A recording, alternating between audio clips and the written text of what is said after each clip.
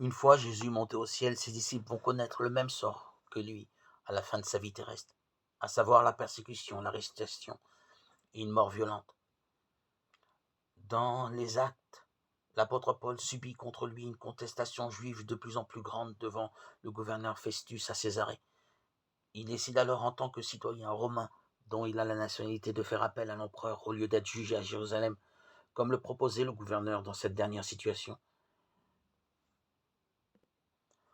Être jugé à Jérusalem, il aurait pu bénéficier de mesures plus clémentes, voire d'un acquittement, puisque rien ne lui est officiellement reproché. Comme le dit Festus du point de vue des institutions romaines, Paul doit donc partir à Rome. Et il habite d'ailleurs en résidence surveillée. Durant 2 ans, il écrit, il reçoit. Mais des attaques de plus en plus grandes le mèneront à être inquiété, puis à être décapité, comme le prévoit la loi romaine pour un citoyen romain. L'apôtre Pierre, dans l'Évangile, s'entend dire par Jésus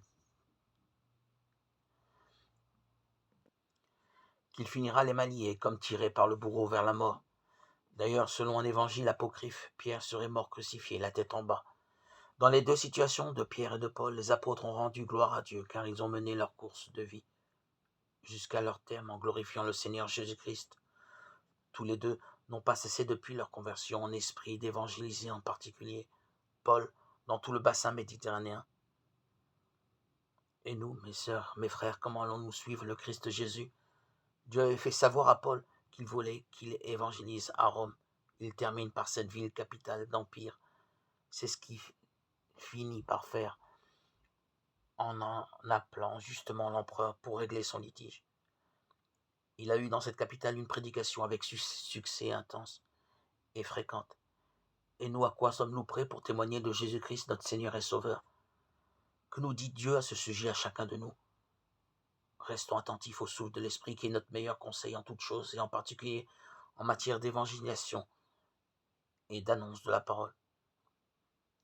J'avoue personnellement que toutes les fois que je n'écoutais que moi, eh bien mon témoignage n'a eu qu'une faible portée. Mais les rares fois où je me suis laissé guider par une forme d'intuition qui me dépassait, mon action a eu du sens et un peu de portée. Et puis, surtout, n'oublions pas que conformément aux paraboles de Jésus, nous ne faisons que semer des graines de parole et que celui qui va toucher les cœurs n'est pas forcément nous-mêmes, mais c'est l'Esprit de Dieu. Nous ne sommes de ce point de vue que des ouvriers du Seigneur. Il faut que la parole soit annoncée par les ouvriers. Mais la récolte, elle ne sera faite que par le Maître. Alors soyons pareils au message dont parle le psalmiste lorsqu'il dit « Messager du Seigneur, bénissez le Seigneur, invisible porteur de ses ordres. » À nous de devenir solides avant de devenir invincibles, comme les anges ou comme Marie-Madeleine ou encore comme Marie.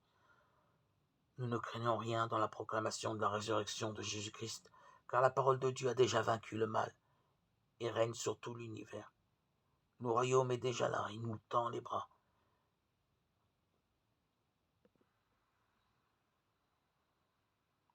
Ô Dieu, puisses-tu nous réserver la même gloire, Ô Dieu, puisses-tu nous réserver la même gloire que ton Fils Jésus-Christ. Garde-nous du mal sur le chemin de la proclamation de ta vérité, que nous terminions notre course avec aisance et joie dans ton royaume. C'est ce que nous te demandons au nom de ton divin Fils Jésus-Christ, ton Fils dévoué, notre ami fidèle, avec nous pour toujours. Amen.